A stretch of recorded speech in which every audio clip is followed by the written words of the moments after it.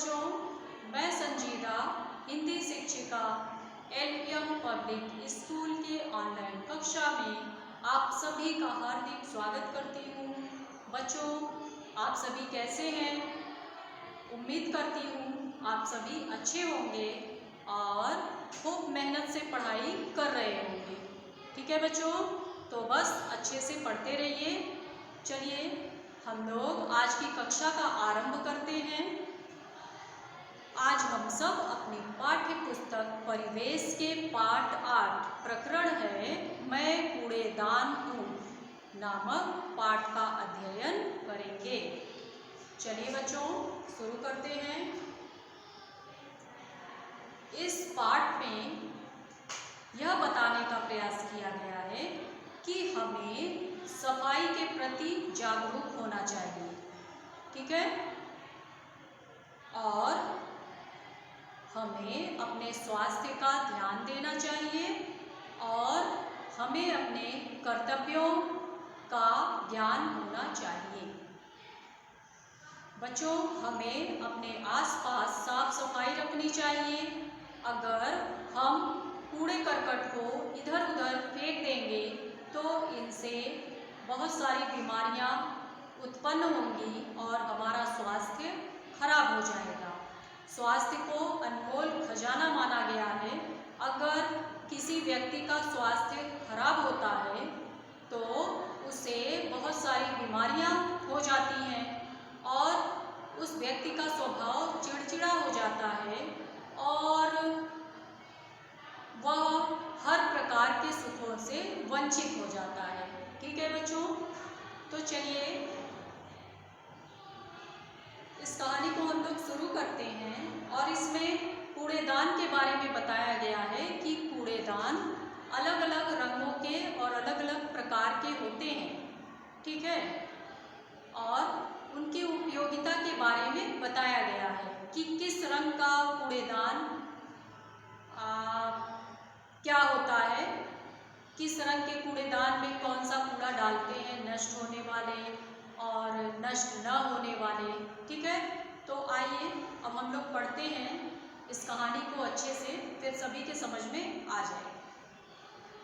देखिए बच्चों, पहले पहेली दिया हुआ है, चलिए बताइए आप सब। मेरा नाम सुनते ही सब घबराएं, नाक मुंह भौहें बनाएं, दूर दूर मुझसे भाग जाएं, सुनो मेरी कहानी मेरी जुबानी। मैं कई रंगों में पाया जाता हूँ, मेरे कई आकार हैं।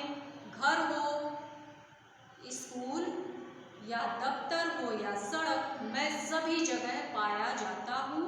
आप सोच रहे होंगे मैं कौन हूँ? चीज हूँ मैं बड़े काम की, सोचो मेरा नाम।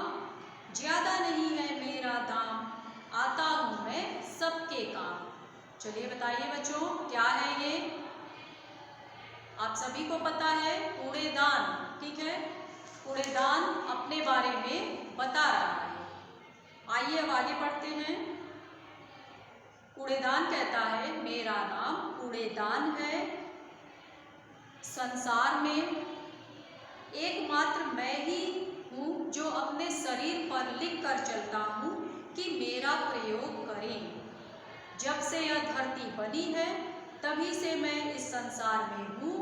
पहले लोग पुरानी बाल्टी, डिब्बा या किसी भी टूटी हुई चीज का प्रयोग करते थे कूड़े को रखने के लिए, लेकिन आज समय बदल चुका है और अब मैं प्लास्टिक, टीन, गत्ते, लोहे व स्टील से बनाया जाने लगा हूँ। और पहले तो मेरा मुंह खुला हुआ होता था, लेकिन अब क्या होता है, मैंने ढक्कन लगवा दिया है। जब मेरा प्रयोग करना हो तो आप ढक्कन खोलिए और मुझे प्रयोग में लाइए। समझ में आया? आप सभी के घर पर कूड़ेदान होगा, तो अगर आपको कूड़ा फेंकना है तो कूड़ेदान के ढक्कन को खोलिए और कूड़ेदान में कूड़ा क्या करना है, डालना है।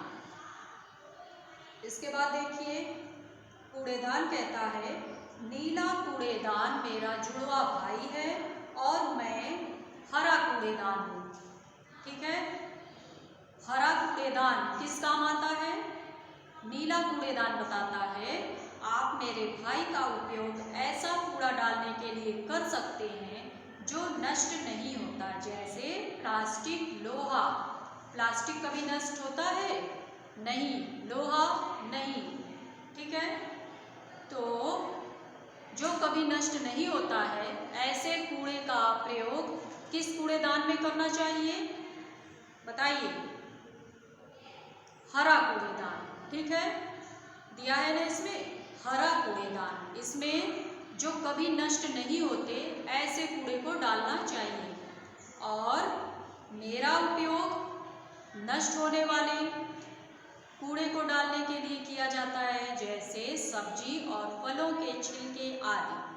आदि का क्या अर्थ होता है? इसको आप आदि नहीं पढ़ेंगे, द पर छोटी की मात्रा है तो क्या पढ़ेंगे? आदि। इसका अर्थ होता है और भी बहुत सारे अधिक। ठीक है, नीले कूड़ेदान का प्रयोग कब किया जाता है? नष्ट होने वाले कूड़े को डालने के लिए, जैसे सब्जी और फलों के छिलके। ठीक है बच्चों, इसके बाद देखिए कूड़ेदान क्या कहता है कि जब आप मेरा प्रयोग करते हैं तो मुझे बहुत खुशी होती है और अगर आप मेरा प्रयोग नहीं करते तो मुझे बहुत दुख होता है। आप मुझे प्रयोग में न लाकर बहुत सारी बीमारियों को आमंत्रित करते हैं। कूड़ा इधर उधर फेंकने से गंदगी होती है और बहुत सारी बीमारियों का हमें सामना करना पड़ता है। जैसे कौन कौन सी बीमारियां? कुछ बीमारियों के नाम बताइए। जैसे हैजा, पेचिस, डेंगू आदि भयंकर रोग होते हैं जो हमें लग जाते हैं। क्यों लग जाते हैं?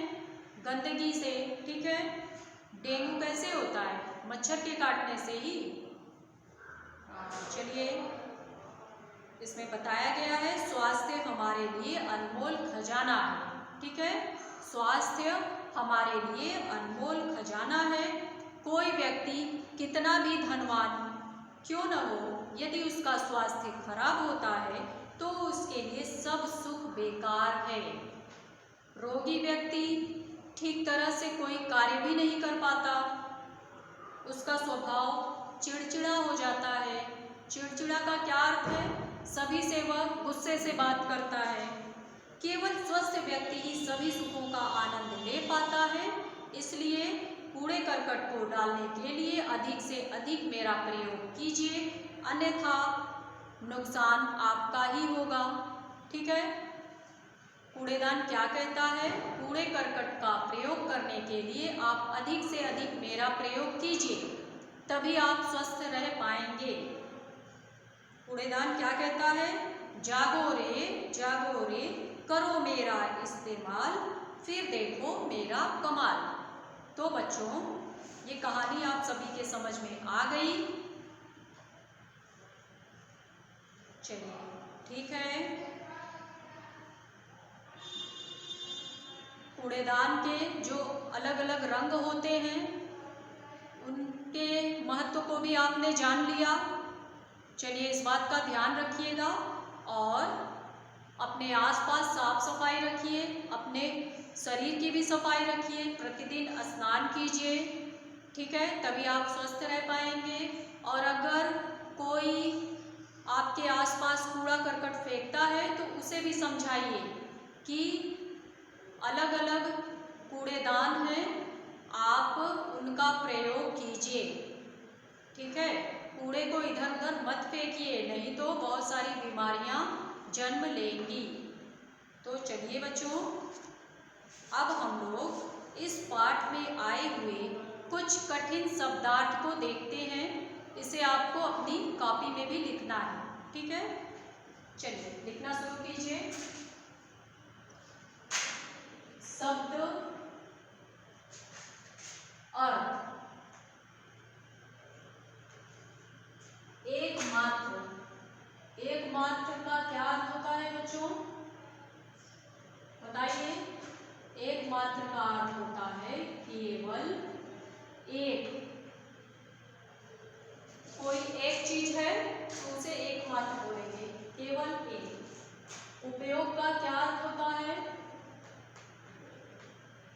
उपयोग का अर्थ होता है काम में लाना, काम में लाना। जैसा कि कूड़ेदान कहता है कि मेरा आप सभी उपयोग कीजिए, काम में लाइए, कूड़े को उसमें डालिए, कूड़ेदान में। परिवर्तन का क्या अर्थ होता है? लिखिए, परिवर्तन का अर्थ होता है बदलाव।